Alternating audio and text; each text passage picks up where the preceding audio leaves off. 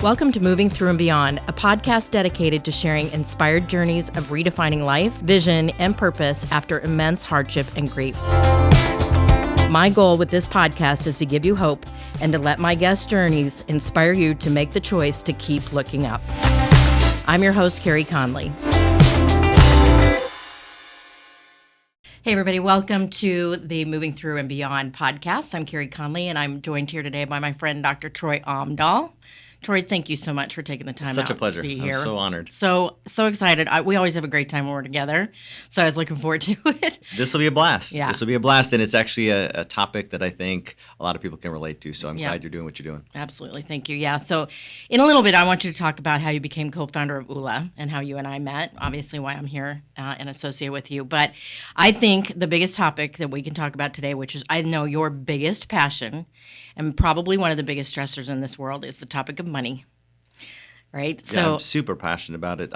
Just because I know, and it's not a money topic; it's really a life topic. That people who struggle with money, right. It trickles over to other areas of their life, like their relationships, their health, right. Their ability to do work they love. So I love the topic. Yeah. So would you tell a little bit about your story of how you became so passionate about this? Well, it really started. I grew up in southern Minnesota, very middle class upbringing with a loving dad, loving mom. Brother and two sisters, but my dad was hardworking, like old school dad, where he was provider. Back when they had paper checks, bring the check on the table, and then he'd go to job number 2, and on weekends he'd go to job number 3, and he would work really hard to provide for his family. So to give my mom the privilege to stay home with us and raise us, but the reality is I didn't see my dad much. I saw him work. I saw him stress over money. I saw him work harder. And my older brother, 8 years older than me, his name's Tim, he was tasked to raise me because my dad was gone a lot. And I remember thinking that I was so grateful. Like I felt rich, and we weren't. But I felt rich because I was loved, and we had food, and we took a couple trips when I was young. So I felt rich, but I remember thinking, could this be done differently? Because what I craved more than the money was time with my dad.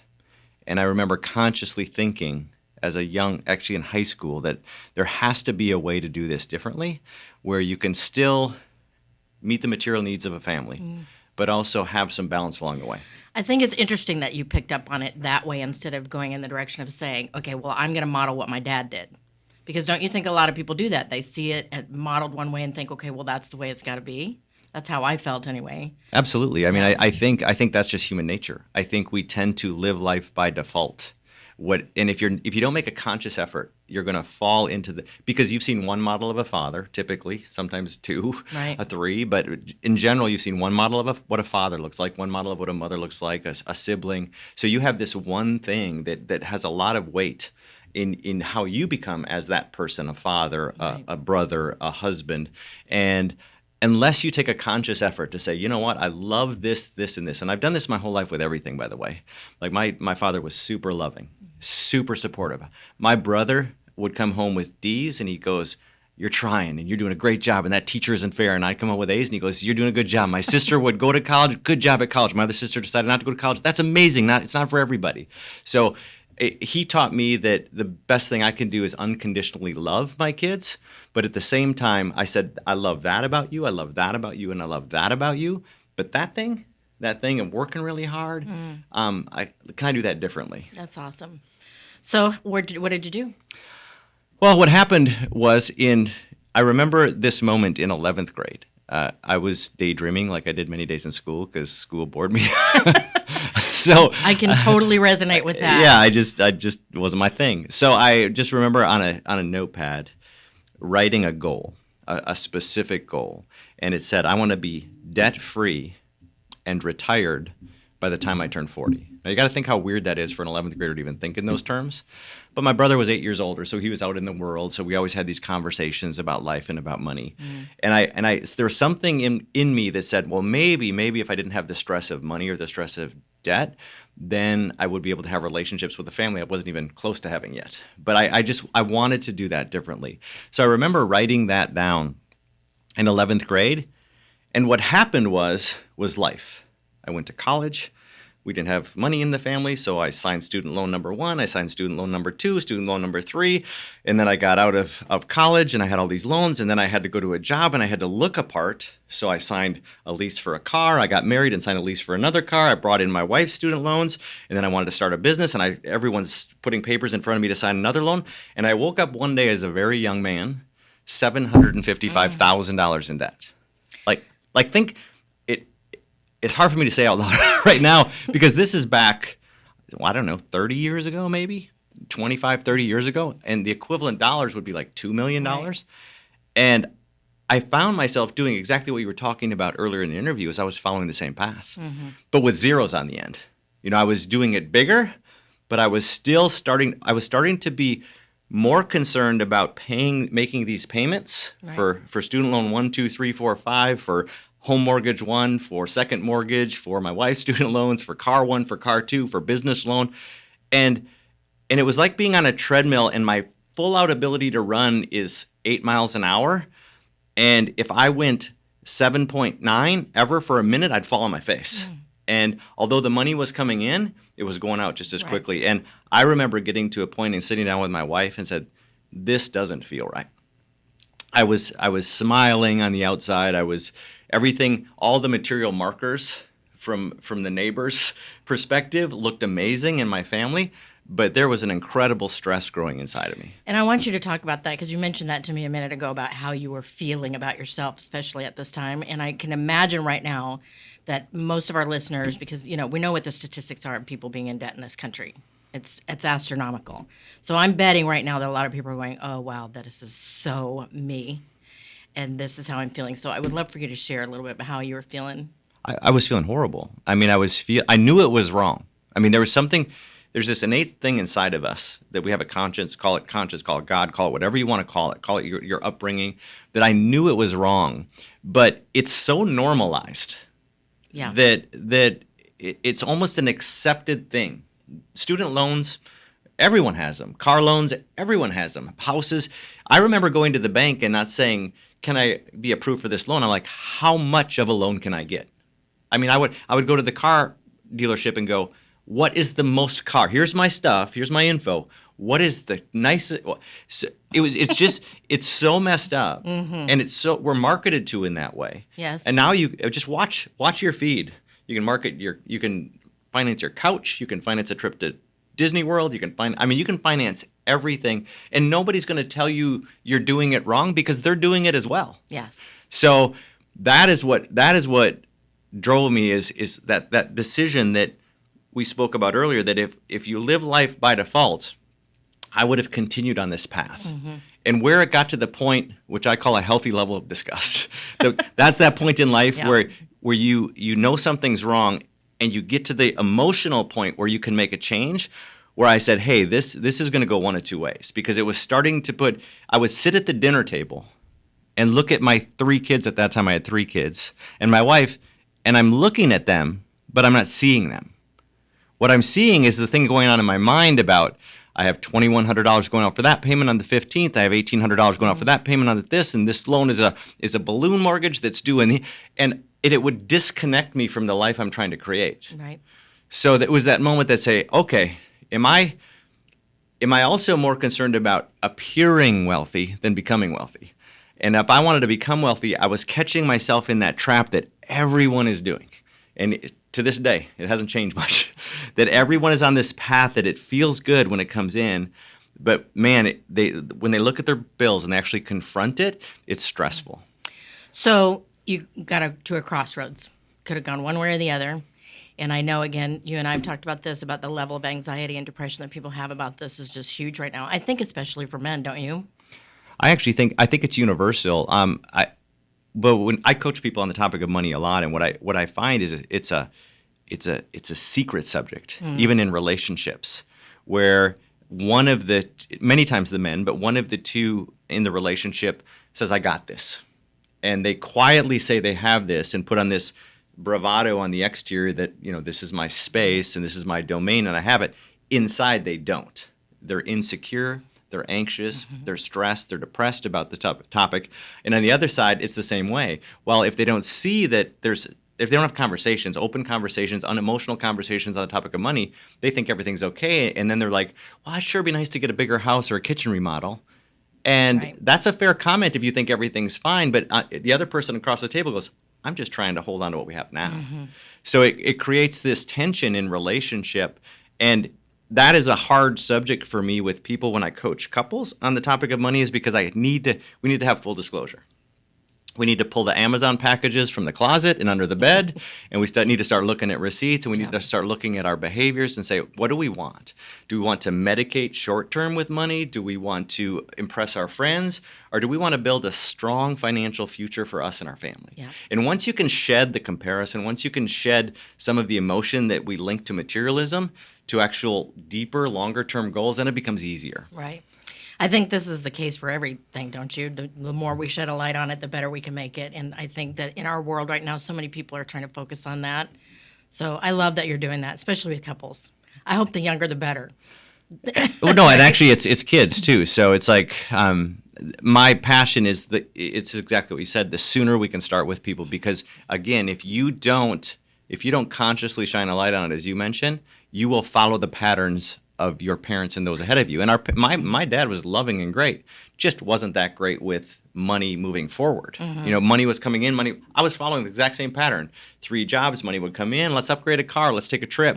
But it was stressful and tension filled. So can you imagine what it would be like if high school students just had a course on basic finance and challenge the idea that debt is normal, and challenge the idea and show them the powerful effect of compound interest long term, that if they can resist some of the materialism and they can invest in their future, instead of doing what debt does, which is essentially, if you think of what debt does, debt is essentially, so my name's Troy, and it's looking at Troy 20 years from now, and when he turns around, I grab in his wallet and grab a chunk of his money. That's what debt does. It's grabbing money from 20 years from now, Troy. Right. Investment is just the opposite.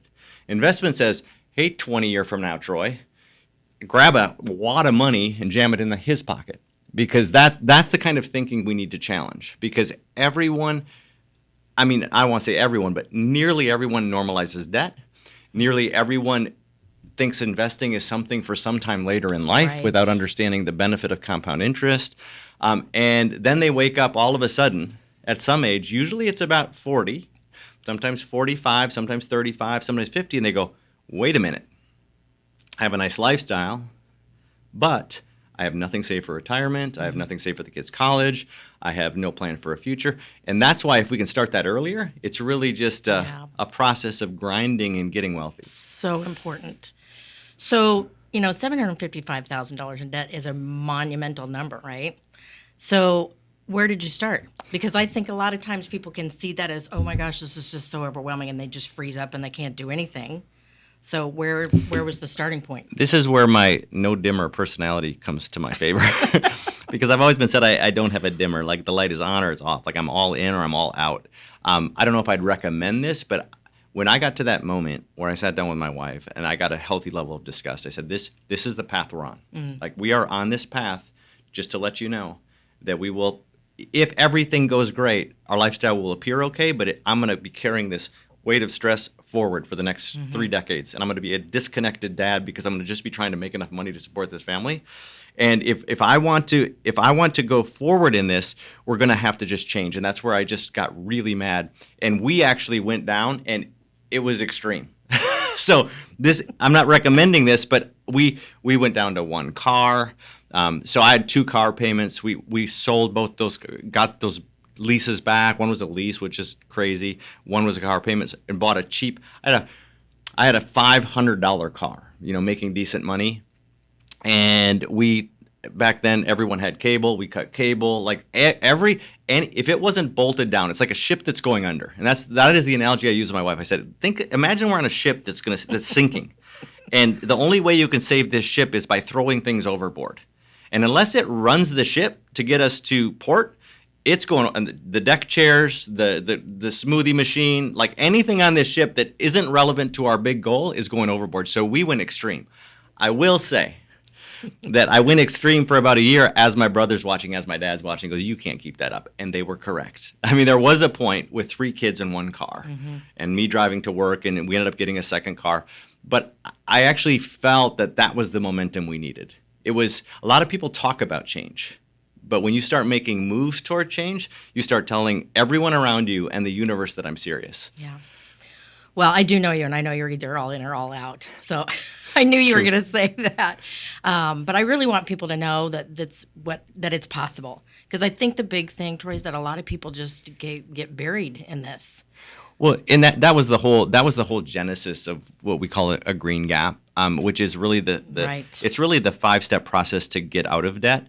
Because what I was doing, in real basic terms, what a green gap financially is that if you have income coming in every month for your household and you have expenses going out every month, and if you have more income than expenses, that's a green gap. You're typically okay. Even if it's tight, you're maybe a little stressed, but you're okay. Mm-hmm. A red gap is when you have more expenses coming in than income, and most people don't even confront that, but they can feel the stress. Right. Like, I am stressed by money because every month they're going backward. And really the place to start is identifying that, is saying, hey, do I have a green gap or a red gap? And that's how I started, is like, hey, we had a little bit of a green gap, but then we went down and we threw things overboard, got rid of 1 car payment, got rid of cable. That made a bigger green gap.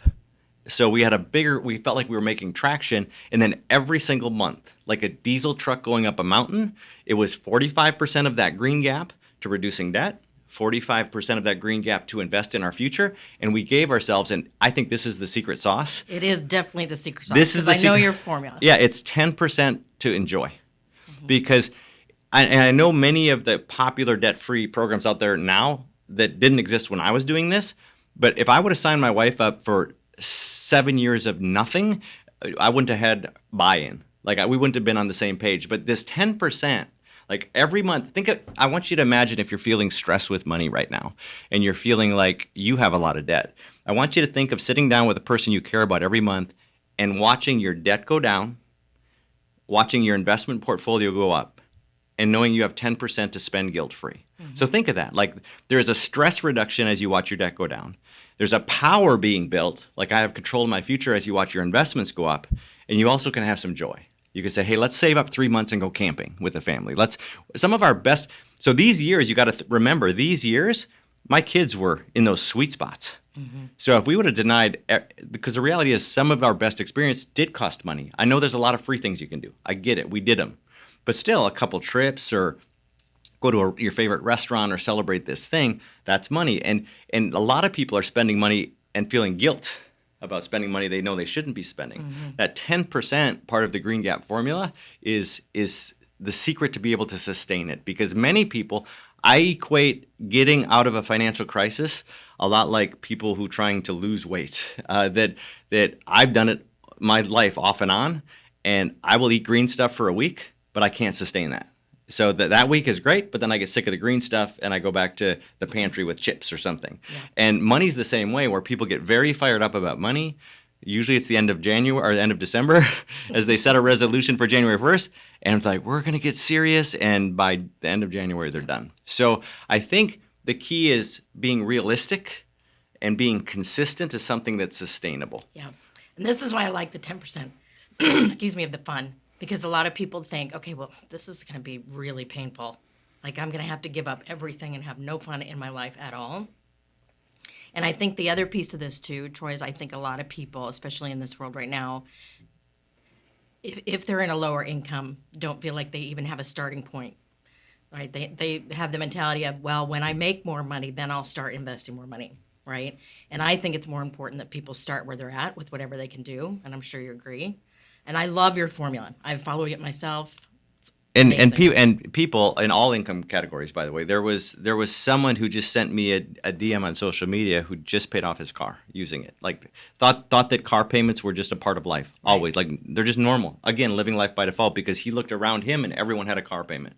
And then he started seeing a sub-community of people that didn't have car payments. Goes, that looks appealing, because it felt right. Mm-hmm. And then I have very middle class family who, using the Green Gap, she's from Nebraska. She paid off everything, including her mortgage, completely debt-free. with moderate support around her, not like all in support, but what speaks is results. And really the reason this works for all income levels is even at a lower income level, you either have a surplus or not enough. I once wrote a really popular blog, and it was called The Most Important $2 in Your Budget. And if you have $2 more a month coming in than going out, you can do that forever.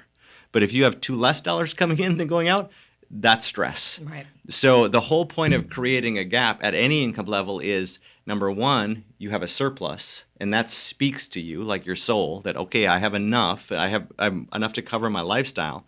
And number two, then you have control, and you're seeing your debt go down, your investment going up, and giving yourself permission.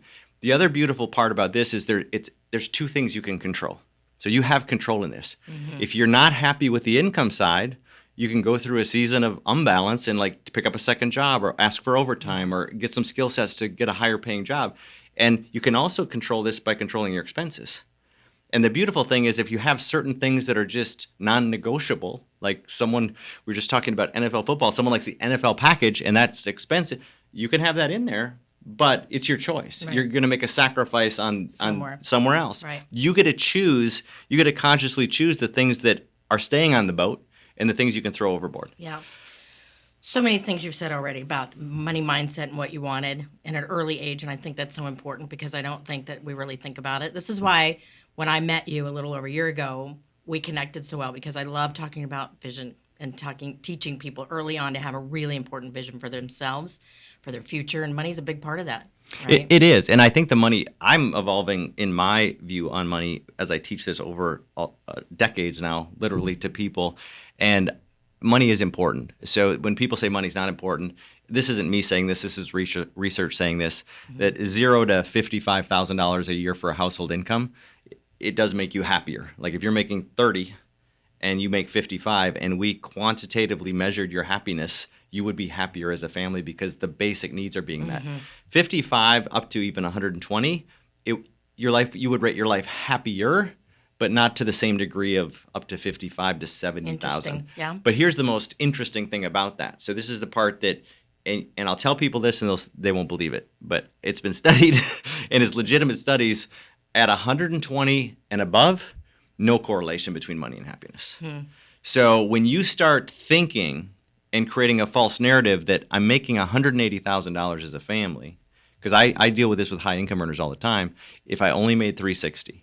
And you know the interesting thing about it, if you ask anybody how much more money they need to make to be happy, the answer is almost always double.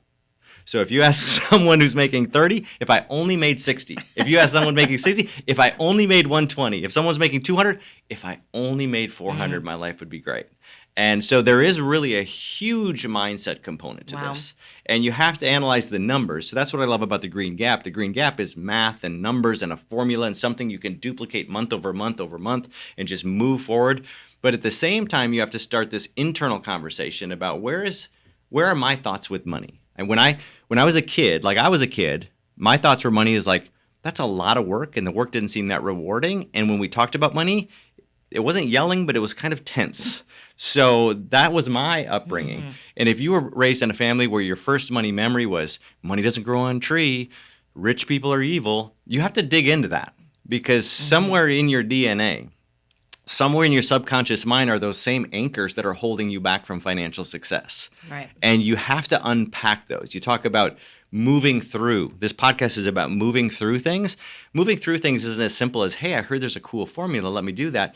If your mindset is getting in your own way, you have to unpack some of that as well. Yes, I've worked on that a lot myself. Yeah, I continue to. I continue to. And I don't think that people realize that that's the starting point, that we have these stories, these programs that we modeled because, I watched my family same way. My mother worked 2 jobs. My dad was traveling all the time. And my message that I heard repeatedly that really impeded my success for a long time as an entrepreneur was you have to work really, really, really hard for every dollar that you make, and it's never enough. So I'm so glad you're touching on that. The working hard part, I'm proof that you don't do that because I haven't worked very hard. Yes. Yeah. I want the Troy Amdahl life going on right now. Yeah. Well, I mean, I did the balanced thing.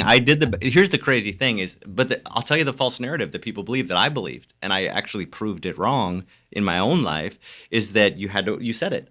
In order to be successful, you had to work hard. I made a conscious effort when I made all these financial decisions to also not work as much so I could be there for my kids. My kids now, all adults, all on their own, doing well, they don't remember a summer not at the lake because I stepped out of my business for the summers, and I would go down just enough to keep like 2 days a month just to keep the doors open.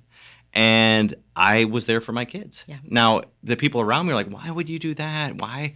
Here's the irony. I found a way to hire people and do things to actually make more money than I would have made if I was physically in the office. So that's a broken narrative. And I promise you there are people listening saying, oh, you can work. It sounds like one of those infomercials, late night, work less, make more money. But in your own life, you can find ways. You can find ways to create additional sources from non-traditional ways that come in passively. You just have to consciously work at it. Because I was the same way. Life's expensive, if money doesn't grow on trees, that's why I need 3 jobs. That doesn't look very appealing. Right. What if I had one, or what if I had my own business? Or there's just a different way. It would be great if you're struggling with a money mindset if you could just press reset. You know how your computer locks up and none of the keys work? Yes. Or your TV locks up, and what does everyone do? They just pull the cord and they reboot. Like, I wish there was that button where if you're stuck in a negative mindset or a scarcity mindset on the topic of money, you could just press reboot. Because then you say, okay, we have this fresh soil now. It's not tainted with old ideas. It's not tainted with false narratives. It's not tainted with negativity. It's not seeds of all these things I couldn't do. And now study some mindsets that are healthy on the topic of money and start from there. And I think you can do that consciously. It just takes time and it takes repeated effort. It does take time because, like I said, I've been working on it for a long time. I'm working on it right now. I was just going to say, and I'm still working on it because as you decide to make new levels in your life, and I don't mean financially, but, stepping more and more in your purpose like I'm doing now.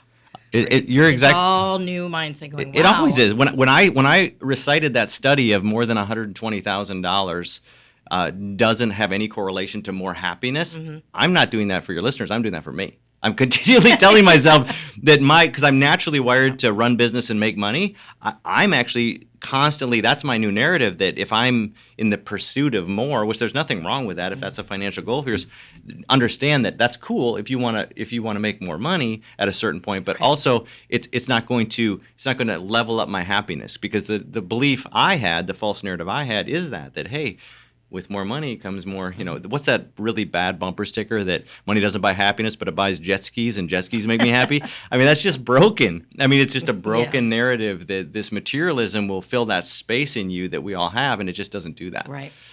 And I don't know about you, but a lot of times, I made the choices to change these patterns because I wanted my kids to learn something different.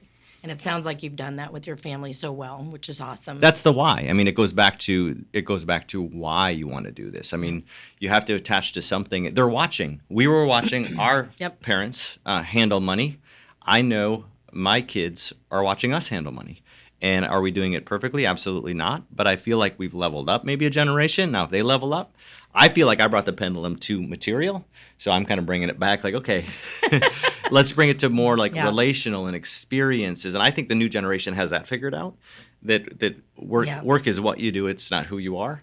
And I think they understand the value of really appreciating the moments in your 20s and 30s where the mindset back when I grew up was just grind, So someday when you're 60, you can have a cool watch and go on a cruise, That was just think how broken that narrative is, giving up the best years of your life financially for something that a model that's thrown out there that you'll be happy, which people aren't, by the way. Yeah. We've given us so much to think about the mindset. You've given some great starting places to go. Love you talking about the gap. I know that formula so well, and it's I'm hoping that somebody will want to reach out and know more about, right? Yeah, if they're struggling about money, on the topic of money, and the whole point of this is moving through, and I see people, the reason I'm so passionate about it is I see people get on this topic of money with the person they love, and it gets between them. And all of a sudden, the person they used to look at one way, they look at it a different way because they disagree on the topic of money, and they're feeling that stress and tension. So if nothing else happens, that we start a conversation with the people we love and say, okay, could we do this differently? And the way I would recommend it is, are we on track for our future financial goals? And like, what do we want together? That's a great place to start. Like, let's paint a vision together. And then, okay, are we on track? And if we're not on track, how could we do it differently? Love it. So speaking of the gap, I want to take the last few minutes of you kind of telling a little bit about the story about how ULA came about so that people can know a little bit about, number one, where they can find out more information about you and where this program is housed. But this is how we met a little over a year ago. I got introduced to ULA, fell hook, line, and sinker in love with it because of your mission and what you guys are doing. So I'd love for you to talk a little bit about that. It really goes back to goal setting and this whole story of finishing the story of when I wrote that note daydreaming in high school one day that said I want to be debt free and retired at the age of 40. That did not happen. It took me until 42. So but the thing is, I never lost sight of that goal and dream. So what happened is I was able to retire debt free and live off passive income at the age of 42, which was awesome. So then I could spend all the time with whoever I wanted, whenever I wanted. That was my dream. That was what I wanted for my dream life. And at the same time, I had a buddy and a group of guys. And during the 90s, we started going outside of our busy lives. We all had kids and we were married and we had businesses. And we would go to Vegas once a year and just sit on the floor at the Hard Rock with those old-fashioned note cards, those recipe cards. And we'd put them in stacks of 7. And that's why it's important for your listeners. I'm talking about money today, but it's just one piece of what I think is a complete life, like one of 7 pillars, if you think of it that way.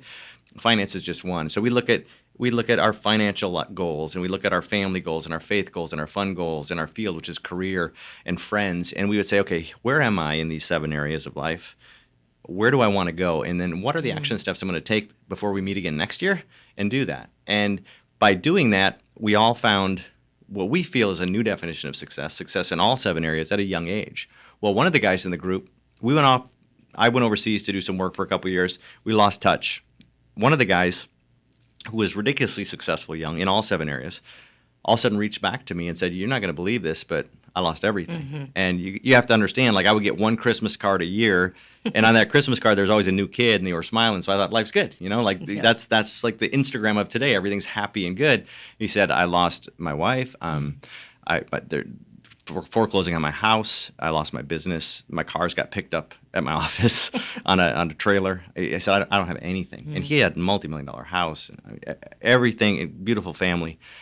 And I said, "Well, are you still doing that?" We call it ULA. It comes from ooh la la, because that's how we couldn't think of a better way to describe when life is good in all 7 areas. It feels ooh la la. So I said, "Are you still doing that ULA thing?" And he said, "Well, actually, I lost track of it because I thought I was there." And I said, "Just go back to that." Now, at this point, I was retired and I was back in the U.S. And he would reach back to me every couple months and go, "I'm actually getting better. Like I got an apartment and I got a crappy car and I feel like working again," because I was depressed and irritated. And and he got his ULA back, and we wanted to share what that was. So we wrote a book. We wrote a book. We didn't think anybody would read it, and it ended up becoming an international bestseller. And then we had a multi-book deal. So that was really the evolution of ULA. So think how crazy that is I thought I was done. I thought I was checked out and retired. And you know the story since then. That was 10 years ago. And now it was evolved into a community of people who redefine success and want to live differently and say, okay, let's set goals, just like those guys did in Vegas in 7 areas. And let's be clear. And this is the beautiful thing about ULA. And even in the topic of finance, when I talk to people about their financial goals, I don't say what I think their goal should be. I say, what would you like? Mm-hmm. And for some people, it's super modest. And it's just, I just want enough money to come in every month. I want to be able to save a little for retirement. I want a small little home. I don't want the debt I'd love to have no mortgage. And other people, like, I want the mansion. And we don't judge any of that because you're unique and like you do you. But what we do is show you a roadmap of how to make those goals become a reality. And that's really it, is a framework. So it's really evolved into this amazing, the community of people living ULA, of people using the framework to change their own lives and then getting so excited about what that means that they share it with others. Yeah. Well, again, this is why when I got introduced to you guys, I was like, are you kidding me? I'm all in because I've been teaching this. I've been teaching ULA before there was ULA. I've heard that before. You know what you're teaching? You're teaching that you believe in people. I believe and in you people. See the pain that they're having in their own lives and say it can be done differently. Right. And you pour into them. Where ULA is super valuable is it's like a framework. Yeah. So it doesn't feel like when you're in personal development, because I'm a fan of personal development. I just love it. I think that we have so much more in us than we express to the world, that if we knew So I'm a man of faith. So if God would give me a glimpse of what's possible in me, like he'd say, hey, Troy, like, let me just show you what you could do if we'd do more. Yeah. We'd be less afraid of judgment. We'd be less afraid of like being lazy. Like we would just go do more. And I think what Ula does, what you do in this podcast, what people who love personal development do is they see potential in people that they don't see in themselves. Right. Where we look at them and go, hey, you don't have to. I know you're stressed on money. I know there's relational stress. I understand we're in times of inflation, whatever the thing is. But we get so focused on that, we lose sight of the God-given greatness that's inside of us. Yep. And I think that by people tapping into that and tapping into a community of people who think like that, big things happen. I love that you ended on that, because that is your tagline. I know you say it all the time, right? And I agree with you 1,000% that we just are living too small and just get overwhelmed with life and think we can't do anything about it. And my biggest goal here with this podcast is to help people make that choice to take the direction, go in the direction of improving instead of going down. And right? and you're living it. I mean, you could do different things. Yeah. You could park it. You could say, hey, I've had a great life. Yeah. Things are, and you're not. You're instead you're leaning in. And I'm doing the exact same thing. Yeah. Like I just think that I think that as a community, we do have an ability to make the world a better place. Yeah. But it starts with us just being better versions of us. And as we do that, that's just the humble activity of being a better dad or a better husband or run a better business or whatever it is, just the humble activity of becoming a better version of us, you put off a light, because I've seen it in people where the person that I talked to who paid off their car, when I saw the message and I saw his post, I'm like, he's putting off a vibe, a light, an energy that he wasn't when he had the car payment. And that trickles to his family. And that trickles to his community, and that trickles to the world. And that's what we talk about in ULET. Together we can change the world with one word. I am so honored that you were here with me today, Troy. You've poured into me in the past year, and I appreciate you. I appreciate you. So very much. So thanks, friends, for listening to this podcast, and I'm just here to remind you to keep looking up. If you found this episode inspiring or helpful, please share it with a friend or a family member. In order to be successful on this mission, I can't do it alone. Connect with me at www.careyconley.com, and don't forget to sign up for my weekly Do It On Purpose newsletter. Let's build this life-giving vision movement together to end this epidemic, save lives, and create purpose.